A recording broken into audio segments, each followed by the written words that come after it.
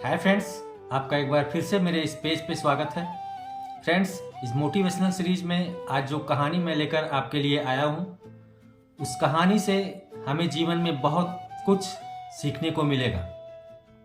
आप जानते हैं कि कैलेंडर जो होता है वो प्रतिदिन तारीखों को बदलता रहता है। आज 2 तारीख है तो कल 3 है, 4 है तो 5 है, ऐसे वो तारीखों को बदलता रहता है। पर एक दिन ऐसा आता है कि कैलेंडर को वो तारीखें मिलकर बदल देती है। तो फ्रेंड्स, कहानी बेस्ड है कुछ इसी टॉपिक पे। कहानी है एक गरीब परिवार के लड़के की, जो अपने जीवन में पढ़ लिख कर काफ़ी कुछ करने के बारे में सोचता है, लेकिन गरीबी के कारण वो पढ़ लिख नहीं पाता। फिर उसके दिमाग में आता है क्यों ना मैं साथ में कुछ काम करूं और वो काम करके मैं अपनी पढ़ाई को पूरा करूं। और वो गांव में घूम घूम कर कुछ सामानों को, जो दैनिक जीवन में यूज होने वाली चीज़ें हैं, उन चीज़ों को वो बेचने लगता है। और वो अपना दिन फिक्स करता है कि हाँ, इन दिनों मैं गांव में घूमकर इन चीज़ों को बेचूंगा। बाकी कुछ दिन स्कूल जाता है, रात में अपनी पढ़ाई करता है। और ऐसा ही चलता रहता है कि एक दिन वो गांव में निकलता है अपने सामान को बेचने के लिए, और काफ़ी देर तक वो गांव में घूमता है, लेकिन उसका सामान नहीं बिकता। उसको थकावट होती है और वो परेशान हो जाता है। उसे प्यास लगती है तो वो सोचता है कि इस बार जिस भी घर पे मैं जाऊंगा सामान को बेचने के लिए, वहाँ सामान के बेचने के बाद पैसा नहीं लूँगा, वहाँ पानी मांगूंगा या कुछ खाने को मांगूंगा जिससे मेरी भूख मिट जाए।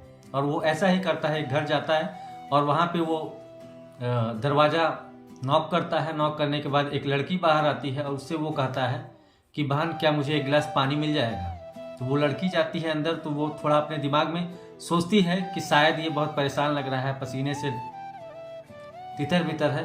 तो वो लड़की पानी की जगह पे एक गिलास दूध उसके लिए लाती है और वो दूध पी लेता है। और फिर वो कहता है कि मैं आपको इसके लिए ये सामान दे रहा हूँ, इसको रख लीजिए। तो वो कहती है कि मेरे माता पिता ने मुझे सिखाया है कि किसी का पेट भरना या किसी के आत्मा को संतुष्ट करना, इसके लिए कोई पैसा नहीं होता।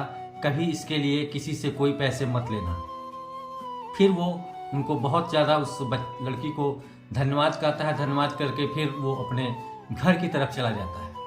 और ऐसे ऐसे ही वो अपनी एलिमेंट्री क्लासेस को पूरा करता है, फिर हाई स्कूल, इंटरमीडिएट, ऐसे अपने क्लास को पूरा करके वो चले जाता है शहर, बड़े कॉलेजों में बड़ी डिग्री लेने।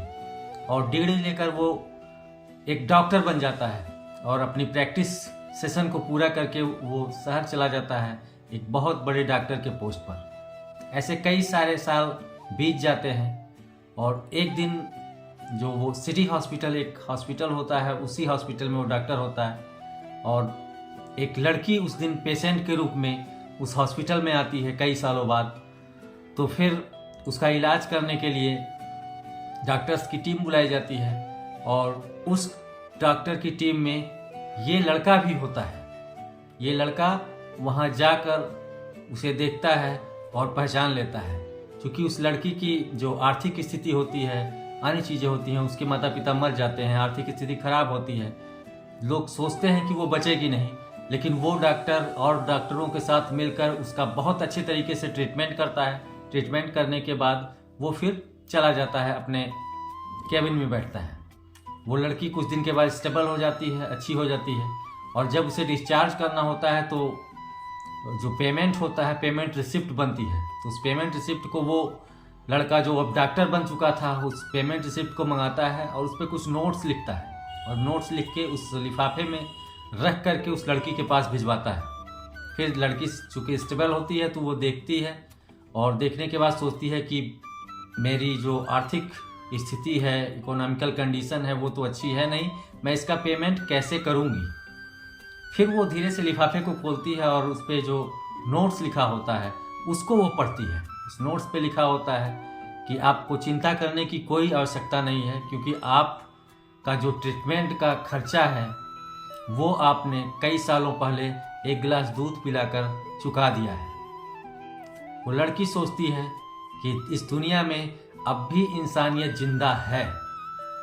अगर आप अच्छे कर्म करेंगे तो घूम फिर कर अच्छे कर्म आपके पास आएंगे, आपके साथ अच्छा होगा। और यदि आप बुरे कर्म करते हैं, किसी के साथ बुरा करते हैं, तो वो बुरा कर्म भी घूम घाम के आपके पास आएगा। ये चीज़ हमें अपने लाइफ में फॉलो करना चाहिए, उसे याद रखना चाहिए। तो फ्रेंड्स, आज की ये छोटी सी कहानी हमारी आपको कैसी लगी? अच्छी लगी हो तो कहानी को शेयर करिएगा। अगर आप हमारे पेज पे नए हैं तो इस पेज को फॉलो करिए। कल फिर एक मोटिवेशनल सीरीज में एक नई कहानी के साथ आपसे मिलेंगे। तब तक के लिए thank you, have a nice day. आप सबको प्यार भरा नमस्कार।